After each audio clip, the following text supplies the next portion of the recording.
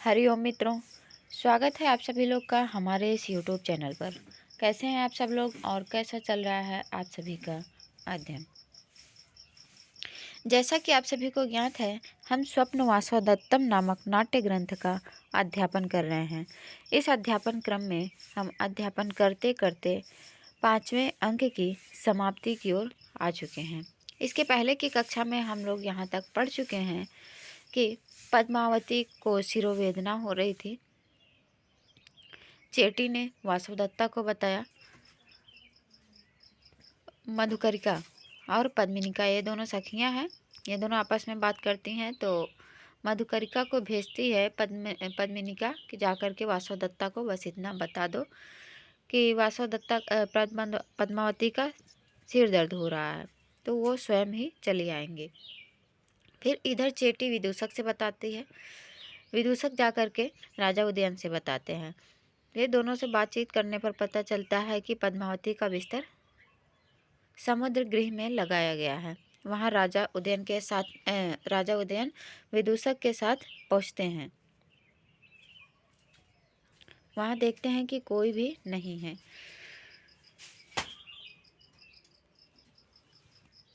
थोड़ी देर इंतजार करने पर भी नहीं आती हैं। फिर राजा कहते हैं, हम यहीं बिस्तर पर बैठकर इंतजार करते हैं। और विदूषक से कहते हैं, कोई कहानी सुनाओ। विदूषक कहानी सुनाने लगता है। उज्जैनी नाम की नगरी थी, वहाँ पर एक बहुत ही रमणीय स्नानागार था। तब राजा ने कहा, नहीं नहीं, ये कहानी नहीं, कोई और सुनाओ। तो दूसरी कहानी सुनाने लगते हैं कि ब्रह्मदत्त नाम का नगर था, काम्पिल्य नामक राजा था। तो उल्टा कहते हैं। तभी राजा कहते हैं, ऐसा नहीं है, काम्पिल्य नाम का नगर था, ब्रह्मदत्त नाम का राजा था, ऐसा कहो। फिर से वह बार बार विदूषक वही बात कहता है। फिर कहता है, महाराज अब सुने। तब तक महाराज सो गए होते हैं। उनको चादर ओढ़ा करके चला जाता है विदूषक, अपने लिए कुछ ओढ़ने के लिए लेने, क्योंकि मौसम ठंडा रहता है। तभी वहाँ पर समुद्र गृह में चेटी के साथ वासवदत्ता पहुँच जाती है। फिर वासवदत्ता को छोड़ करके चेटी चली जाती है बाम इत्यादि लेने, सिर में लगाने के लिए। वासवदत्ता अंदर प्रवेश करती हैं, देखती हैं कि वहाँ पर लेटी हुई हैं। जो वहाँ पर उदयन लेटा हुआ है, तो उसको वो पद्मावती समझ लेती हैं और आधे बिस्तर पर ही लेटा है, आधा बिस्तर खाली है। तो वासवदत्ता को लगा कि ये आधा बिस्तर छोड़ करके सोई हैं, तो लगता है कि ये मुझे सोने के लिए सूचित कर रहे हैं कि तुम भी यहाँ पर सो। ऐसा कहकर वह भी सो जाती हैं। तभी राजा स्वप्न में आ जाते हैं और कहने लगते हैं, हाय वासवदत्ता, हाय अवंती पुत्री। तो वो घबरा करके वासवदत्ता उठ जाती हैं और कहने लगती है, अरे ये पद्मावती नहीं है, ये तो आर्य हैं। तो थोड़ी देर उनसे स्वप्न में वो बातचीत करते हैं। उनसे कहते हैं पद्मावती से, वासवदत्ता से, तुम क्यों नहीं बोल रही हो, तुम गुस्सा हो क्या, तुम उत्तर क्यों नहीं दे रही हो। तो वासवदत्ता ने कहा, मैं बोल रही हूँ महाराज, आप कहिए।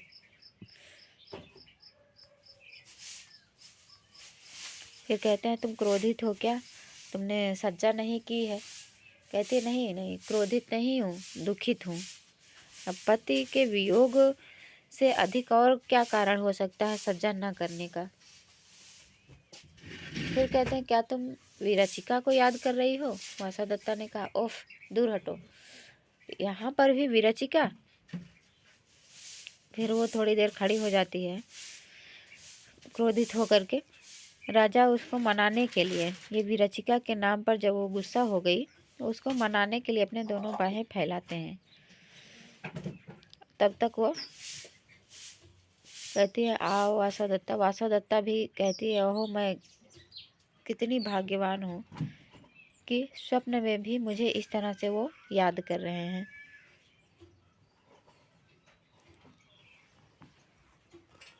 फिर वासवदत्ता सोचती है, मैं बहुत देर से यहाँ पर खड़ी हूँ, मुझे कोई देख ना ले।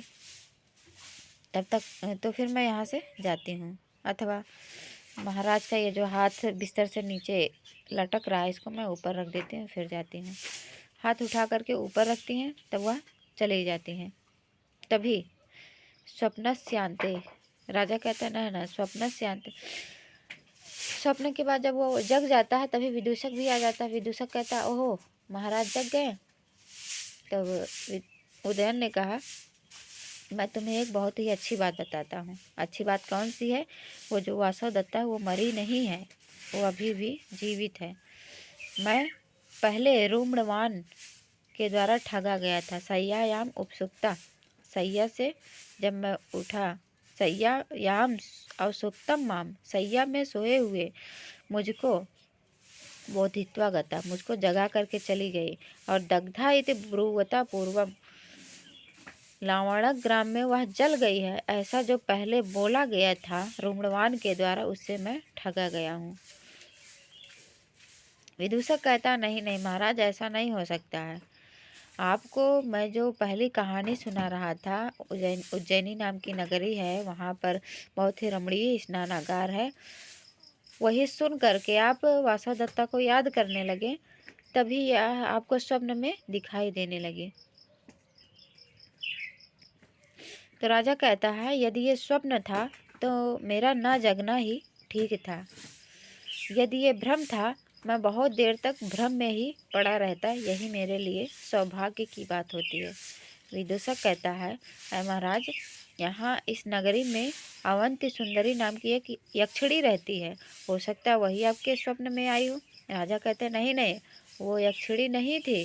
क्यों यक्षिणी नहीं थी? कह रहे हैं स्वप्नस्यान्ते विबुद्धेन, स्वप्न के अंत में जब मैं जगा, स्वप्न के अंत में विबुद्धेन, जगने पर देखा कि नेत्र विप्रोसितांजनन, नेत्र से, उसकी आँखों से काजल पूछ गए हैं, प्रोषित माने चले गए हैं, ऐसे मुखम को, दृष्टम माने देखा, और दीर्घालकम मुखम, लंबे लंबे बालों वाले मुख को देखा।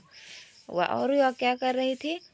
चारित्रम पे रक्षन्त्या, अपने चरित्र की रक्षा करती हुई उस वासवदत्ता के मुख को मैंने देखा।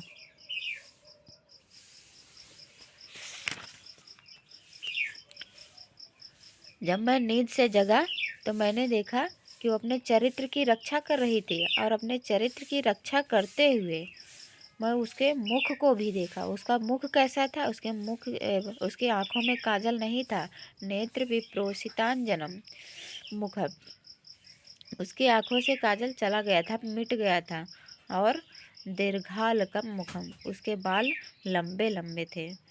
ऐसे मुख को मैंने देखा। अपिचा वयस्य, और भी मित्र मित्र, और मैं दूसरी बात बताता हूँ। पश्य पश्य, देखो देखो देखो, ये मेरा हाथ देखो। योयम संत्रंस तया देव्या, तया बाहु निपीडिता, स्वप्ने अपि उत्पन्न संस्पर्शो रोमहर्षम न मुंचते। संत्रंस तया देव्या, संत्रंस माने डरी हुई, संत्रस्त हुई,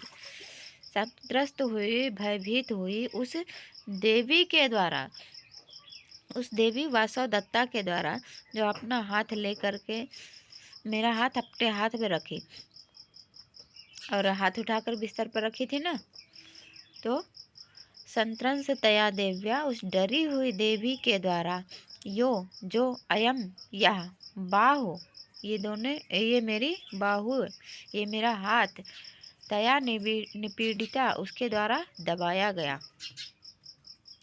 उस डरी हुई देवी के द्वारा जो मेरा हाथ दबाया गया, वह हाथ स्वप्ने में भी उत्पन्न संस्पर्शों, स्वप्न में भी जो वासवदत्ता के स्पर्श वाला था, स्वप्न में भी उत्पन्न वासवदत्ता के स्पर्श वाला, रोम हर्षम न मुंचति, रोमांच को नहीं छोड़ता है। रोम हर्षम, रोमांच, उसके स्पर्श की प्रसन्नता को नहीं छोड़ रहा है। योयम संत्रंस तया देव्या, उस डरी हुई, भयभीत हुई देवी के द्वारा, तया उस वासवदत्ता के द्वारा यो जो अयम बाहु, यह बाहु, ये भुजा निपीड़िता दबाई गई, ये बाहु, इस बाहु का स्पर्श किया गया। वह स्पर्श स्वप्ने अपि, स्वप्न में भी उत्पन्न वासवदत्ता के स्पर्श वाला था, जो रोमहर्षम न मुंचति, रोमांच को नहीं छोड़ता है। इसलिए भी ये मेरा हाथ देखो अभी भी रोमांचित है, ये रोमांच को नहीं छोड़ रहा है। क्यों नहीं छोड़ रहा है?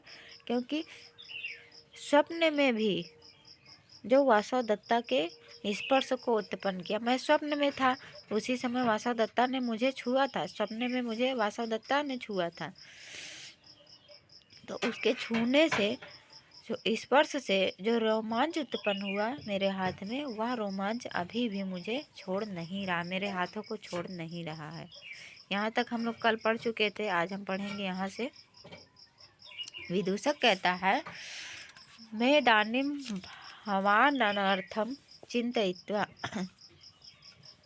भवान अनर्थम चिंतयित्वा माँ इदानीं, अब आप इस निरर्थक प्रसंग को, भवान आप, इदानीं इस, अनर्थम निरर्थक प्रसंग को, माँ माने मत, चिंतयित्वा माने सोचें, आप इस निरर्थक प्रसंग को मत सोचिए, इसका कोई अर्थ ही नहीं है। आप वासवदत्ता के बारे में कह रहे हैं, वासवदत्ता जीवित नहीं है, जीवित है, तो वो तो जीवित है ही नहीं, और वासवदत्ता के विषय में बात कर रहे हैं, जब वो जीवित ही नहीं है तो उसका कोई अर्थ ही नहीं है। इसलिए आप उस निरर्थक प्रसंग को मत सोचिए। ये तो भगवान, आइए आइए आप आदरणीय, आप आइए। चतुशालम प्रविशावः, चौशाला में प्रवेश करते हैं।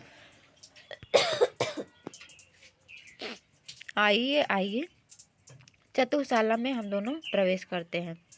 प्रवेश करके कंचुकी आता है।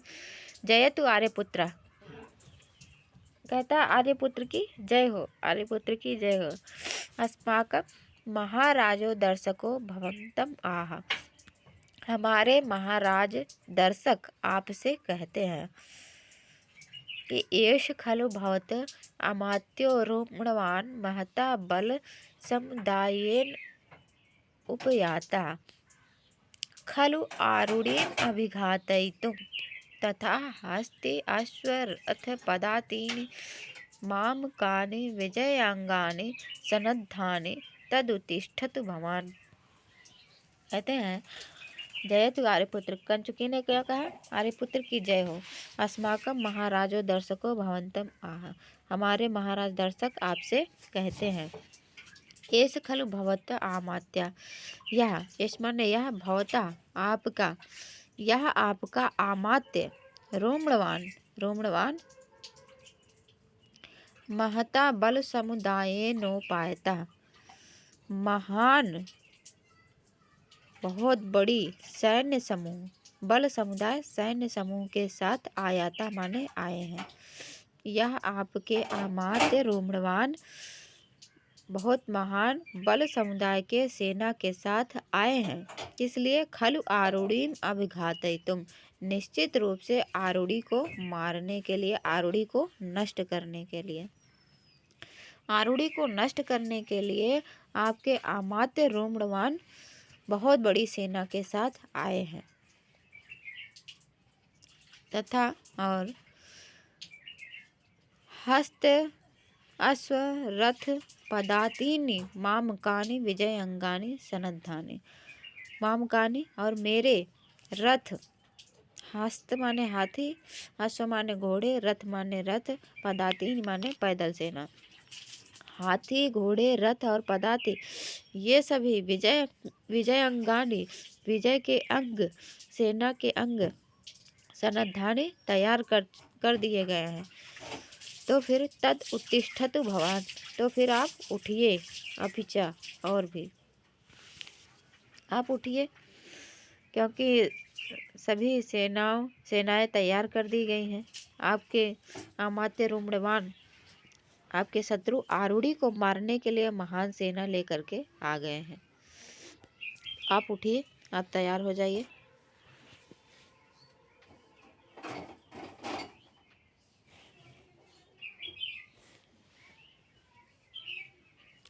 भिन्नास्ते रिपवो भवद्गुणरता पौरा समाश्वासिता पार्श्वीयापि भवत्प्रयाणसमये तस्या विधानं कृतं यद्यत्साध्यमरिभ्रमात् तत्मयानुष्ठितम्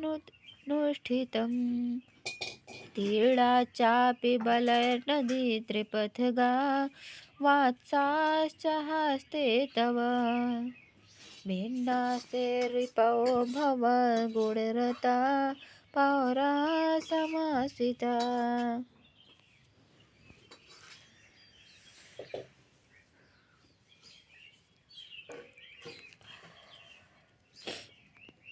आप पीछे और भी तव आपके ते मतलब तव भिन्ना ते माने आपके रिपो माने शत्रु भिन्ना माने भिन्न कर दिए गए हैं, तोड़ दिए गए हैं, फोड़ दिए गए हैं। भिन्ना ते रिपवा आपके शत्रु तोड़ फोड़ दिए गए हैं। भवद गुण रताह पौराह समाश्रिता पौराह माने पूर्ववासी नगरवासी कैसे हैं? समाश्रिता आश्वस्त हैं, विश्वस्त हैं। किस कारण से? भवद गुण रता आपके गुणों से अनुराग के कारण। भवद गुण रता आपके गुणों में अनुरक्त सभी नागरिक सभी पौरव पूर्ववासी समाश्रिता आश्वस्त है, विश्वस्त है। पार्षणी यापि भवत प्रयाण समये तस्यां विधानम कृतम। भवत प्रयाण समये भवत माने आप, आपके प्रयाण समय आपके जाने के समय में, जब आप युद्ध स्थल में जाएंगे उस समय के प्रयाण समय प्रस्थान के समय जो पार्श्वी या माने जो पार्श्वी माने सेना का पिछला भाग होगा उसको विधानम कृतम उसका निर्माण कर दिया गया, उसका बंदोबस्त कर दिया गया। भवत प्रयाण समय आपके प्रयाण के समय में या जो पार्श्वी सेना का पिछला भाग होगा तस्य विधानम कृतम उसका बंदोबस्त कर दिया गया है। यद्यत साध्यम अरे प्रमाथ जननम तन्मयानुष्ठितम। अरे प्रमाथ जननम अरे मन शत्रु के प्रमाथ नाश करने वाला जो यह कार्य है तत् माने वह मया मेरे द्वारा कर दिया गया। मया अनुष्ठितम वह मेरे द्वारा कर दिया गया है।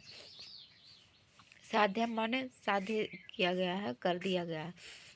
जो शत्रु को नाश करने वाला कार्य था, शत्रु को नाश करने के लिए जो योजना थी वह योजना मैंने बना ली, वह कार्य मैंने कर लिया है। तीड़ा चापे बलय नदी त्रिपथगा वत्साच हस्ते तव। तीड़ा पार कर ली है, चापे बलय नदी बल के द्वारा सेनाओं के द्वारा नदी को पार कर लिया गया। कैसे बल? त्रिपथगा तीनों पथ में चलने वाले बल, थल सेना, जल सेना, वायु सेना, ये तीनों सेनाओं के द्वारा, इन तीनों बल सेना के द्वारा नदी को, गंगा नदी को तीड़ा पार कर ली गई है। अब तो वत्साह हस्ते तव वत्स देश आपके हाथ में ही है, ऐसा समझिए। हमारी सेना, हमारी तीनों सेना गंगा नदी को पार कर ली गई है। हमारी तीनों सेनाएं गंगा नदी को पार कर चुकी हैं। अब वत्स देश समझिए कि आपके हाथ में आ गया है, आप ही के हाथ में है। भिन्नास्ते रिपवा आपके शत्रु तोड़ फोड़ दिए गए हैं। भवद गुण रता पौरा समाश्रिता आपके गुणों से अनुरक्त, आपके गुणों में अनुरक्त नगरवासी पूर्ववासी लोग आश्वस्त हैं। या माने जो भवत प्रयाण समय, आपके प्रयाण समय में जो पार्श्वी पिछली सेना होगी वह उसका तस्याह विधानम कृतम, उसका विधान मैंने कर दिया है। यद्यत साध्यम अरे प्रमाथ जननम, जो शत्रुओं के नाश करने वाला कार्य था, साध्यम था। अरे प्रमाथ जननम साध्यम, शत्रु को नाश करने का जो साध्य था, जो काम था, उस काम को उसको तन मयानुष्ठीयता, मया मेरे द्वारा उसका अनुष्ठान कर दिया गया है। त्रिपथगाह बलय, तीनों पथ वाले बलों के द्वारा नदी तीड़ा, गंगा नदी को पार कर लिया गया है। वत्साश्च हस्ते तव, वत्स देश अब आपके हाथ में ही है, ऐसा आप समझिए। राजा उत्थाय, उठ करके, बाढ़म, ठीक है, अयम इदानीं, ठीक है अब या मैं। उपेत्य नागेन्द्र तुरंग तीर्णे, तम आरूढ़िं दारुणकर्म दक्षमम्, विकीर्ण बाणोग्र तरंग भंगे, महार्णवाभे युधि नाशयामि।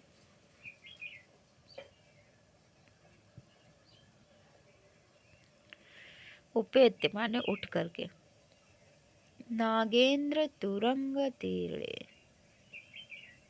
तीर्ण उत्कृष्ट,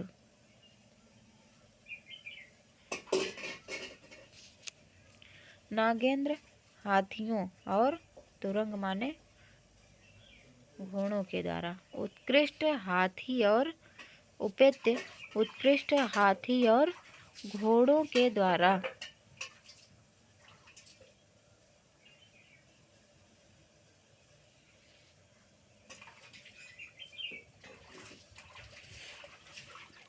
तम आरूढ़िम दारुण कर्म दक्षम, जो दारुण कर्म, क्रूर कर्म करने में दक्ष है, ऐसे दारुण कर्म दक्षम आरूढ़िम, तम आरूढ़िम, दारुण कर्म करने में जो दक्ष है, ऐसे आरूढ़ी को मैं युद्ध में नाशयामी, नष्ट कर दूंगा। दारुण कर्म करने में जो दक्ष है, ऐसे आरूढ़ी को मैं नाशयामी, नष्ट करता हूँ, ऐसे चतुर दारूढ़ी को मैं नष्ट करता हूँ। ऐसे विकीर्ण बाणोग्र तरंग भंगे, विकीर्ण माने जो इधर उधर हो गए हैं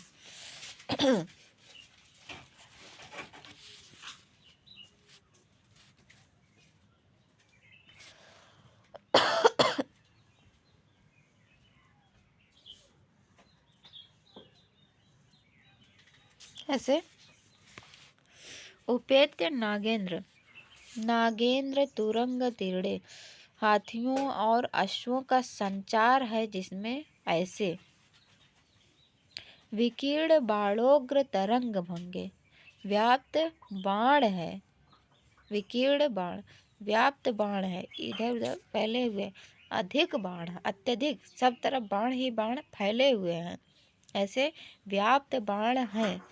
और उग्र माने भयंकर, तरंग भंग, भयंकर तरंग भंग है जिसमें ऐसे महाअर्णवाभे युधि, महान सागर के तुल्य युद्ध में जा करके उस दारुण कर्म दक्षम तम आरूढ़िम, क्रूर कर्म करने में जो दक्ष आरूढ़ी है उसको नाशयामी, मैं उसको नष्ट करता हूँ। राजा बड़ी ही वीरता के साथ उठते हैं और कहते हैं, नागेंद्र तुरंग तीर्णे,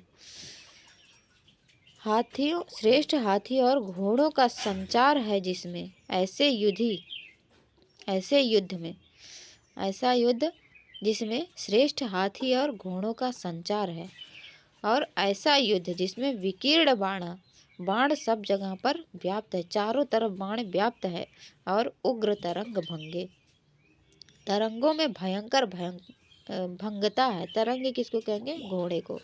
घोड़ों में जो भयंकर भंगता है, ऐसे महान सागर के समान जो युद्ध है, ऐसे महान सागर के तुल्य युद्ध में जा कर के मैं दारुण कर्म दक्षम तम आरुणिम, क्रूर कर्म करने वाले, भयंकर कर्म करने में जो दक्ष है, ऐसे आरुणी को नाशयामी, नष्ट करता हूँ।